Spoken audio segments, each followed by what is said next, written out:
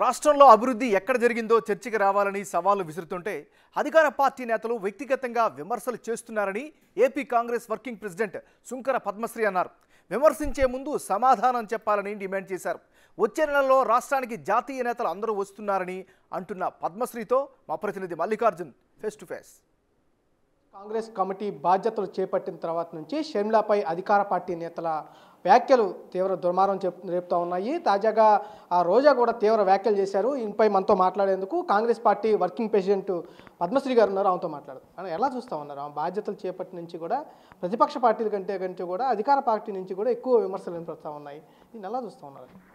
అసలు రోజా ఎక్కడి నుంచి వచ్చిందని ప్రశ్నిస్తూ ఉన్నా. కొన్ని రోజులు హైదరాబాద్లో ఉంటుంది, కొన్ని రోజులు చెన్నైలో ఉంటుంది. ఎప్పుడో క్లబ్బుల్లో డాన్సులు వేసుకుంటూ ఒక వినోద వస్తువులా మారినటువంటి ఈ రోజా, అంబటి రాంబాబు, సంబరాల రాంబాబు లాంటి వాళ్ళందరూ కూడా మాట్లాడేవాళ్ళేనా వైఎస్ షర్మిలారెడ్డి గారి గురించి?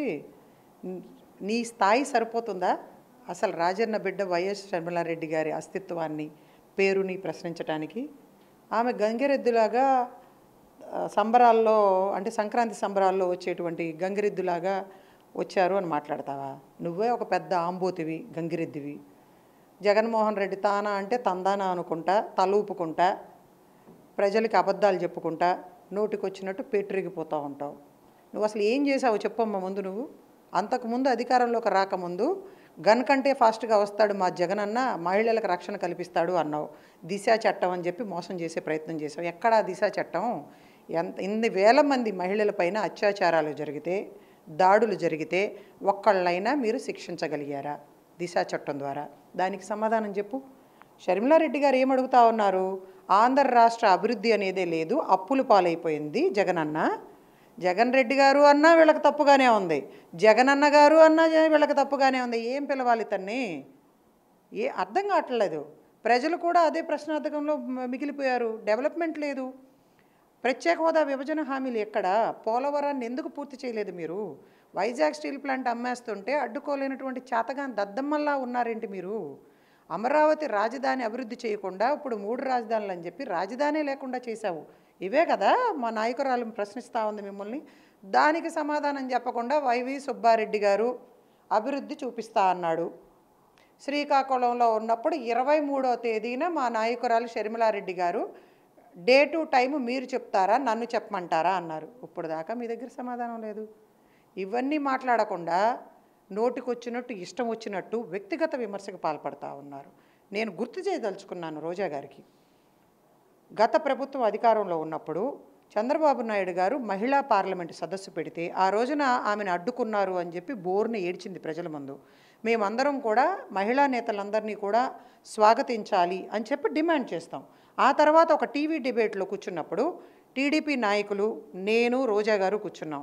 ఆ టైంలో టీడీపీ నాయకులు ఆమె పైన ప్రత్యక్షంగా నువ్వు ఏ గెస్ట్ హౌస్లో ఉంటావో తెలుసు, నువ్వు ఎవరితో ఉంటావో తెలుసు, నీకు నేను డబ్బులు కూడా ఇచ్చాను అని మాట్లాడితే, దయచేసి మీరు మహిళలను అవమానించే విధంగా, కించపరిచే విధంగా వ్యక్తిగత వ్యాఖ్యలు చెయ్యొద్దు అని చెప్పి ఆయన్ని వారించడం జరిగింది. మరి నువ్వు ఒక మహిళ అయ్యుండి సాటి మహిళని స్వాగతించాల్సింది పోయి, ఏ పార్టీలో ఉన్నా, ఏ రంగంలో ఉన్నా అభినందించాల్సింది పోయి నువ్వు చేయలేనటువంటి పనులు ఆవిడ చేస్తూ ఉన్నారు. ఆడపిల్ల అయినా సరే భయపడకుండా, జగన్మోహన్ రెడ్డి ఎంత కిరాతకుడో తెలుసు. ఆడపులిలాగా ఈ రోజున 5 కోట్ల ఆంధ్రుల గొంతుకై ప్రశ్నిస్తూ ఉన్నారు. దాన్ని అభినందించమ్మా. పిచ్చి పిచ్చి మాటలు మాట్లాడకు నువ్వు. అంటే వైసీపీ నేతలు ఎక్కువగా కూడా చంద్రబాబు ఏదైతే స్క్రిప్ట్ ఇస్తూ ఉన్నారో దాన్ని చదువుతూ ఉన్నారు. అంతేకాకుండా ప్యాకేజీ తీసుకున్నారంటూ కూడా ఎక్కువగా ఆ నేతలు విమర్శిస్తున్న పరిస్థితుంది వైఎస్ షర్మిలారెడ్డి గారికి. మరి ఆ రోజున జగన్మోహన్ రెడ్డి జైల్లో ఉన్నప్పుడు నువ్వు ప్యాకేజీ ఇచ్చి, స్క్రిప్ట్ ఇచ్చి నడిపించావు ఆవిడ్ని. దాని గురించి ముందు మీరు సమాధానం చెప్పండి. ఆవిడ స్వచ్ఛందంగా, నిస్వార్థంగా అన్నకి తోడుగా ఉండటం కోసం ప్రజల మధ్యలోకి వచ్చి అప్పుడు ప్రభుత్వాలను ప్రశ్నించి ఈ రోజున నిన్ను అధికారంలో కూర్చోబెట్టింది. దానికి ప్రత్యక్ష భాగస్వామురావులు. అటువంటిది కన్న తల్లిని, చెల్లిని కూడా వాడుకుని నువ్వు వదిలిపారేసి ఈ రోజున ఆవిడ వచ్చి ప్రజలకు వాస్తవాలు చెప్తా ఉంటే మింగుడు పడటం లేదు. వీళ్ళకి వెన్నులో వణుకు పడుతూ ఉంది. ఇంతకుముందేమో ఎవడేం పీకుతాడో పీక్కోండి అన్నాడు. ప్రజలున్నారు ఆశీర్వదిస్తారన్నాడు. ఇప్పుడేమో నన్ను ఆశీర్వదించారు, ఇక చాలు, ఏ నిర్ణయం ఇచ్చినా సరే నేను సిద్ధపడి ఉన్నాను అంటున్నాడు. అంటే సిద్ధం అని పోస్టర్లు వేసుకున్నారు వీళ్ళు. జగన్మోహన్ రెడ్డి గారు ఇంటికి వెళ్ళటానికి సిద్ధంగా ఉన్నాడు. ప్రజలు ఆయన్ని కంప్లీట్గా పర్మనెంట్గా తాడేపల్లి ప్యాలెస్లో కూర్చోబెట్టడానికి సిద్ధంగా ఉన్నారు. ఫైనల్గా మేడం 31తో ఇప్పుడున్న టూరు అవబోతూ ఉంది. తర్వాత బస్సు యాత్ర ఏదో శ్రీకారం చుట్టబోతున్నారు అంటూ ఉన్నారు. ఎప్పటి నుంచి స్టార్ట్ అయ్యే అవకాశం ఉంది, ఎక్కడి నుంచి స్టార్ట్ అయ్యే అవకాశం ఉంది? అన్నిటికీ సిద్ధం. ఆంధ్రప్రదేశ్ కాంగ్రెస్ కమిటీ షర్మిలారెడ్డి గారి నాయకత్వంలో త్వరలో మీకు అన్ని విషయాలు కూడా స్పష్టంగా తెలియజేయడం జరుగుతుంది. ఇమీడియట్గా అన్ని జిల్లాల్లో కూడా మేము సభలు నిర్వహించడానికి ప్రిపేర్ అవుతా ఉన్నాం. రేవంత్ రెడ్డి గారు, డీకే శివకుమార్ గారు, సిద్ధరామయ్య గారు, రాహుల్ గాంధీ గారు, వీళ్ళందరూ కూడా, మల్లికార్జున ఖర్గే గారు, వీళ్ళందరూ కూడా రాష్ట్రానికి రాబోతూ ఉన్నారు.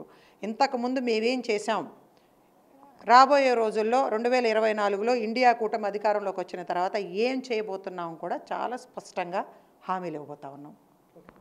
ప్రధానంగా ఏదైతే అధికార పార్టీ నేతలు ప్రశ్నించిన సమయంలో వాళ్ళు వ్యక్తిగతంగా విమర్శలు కుప్పిస్తూ ఉన్నారు, సమాధానం చెప్పలేక ఇట్లా వ్యక్తిగతంగా విమర్శిస్తున్నారంటూ కూడా పద్మశ్రీ చెబుతున్న పరిస్థితి కనిపిస్తూ ఉంది. రానున్న రోజుల్లో కూడా జాతీయ నేతలతో కూడా ఇక్కడికి రాబోతా ఉన్నాం, బహిరంగ సభలు నిర్వహించబోతా ఉన్నాము.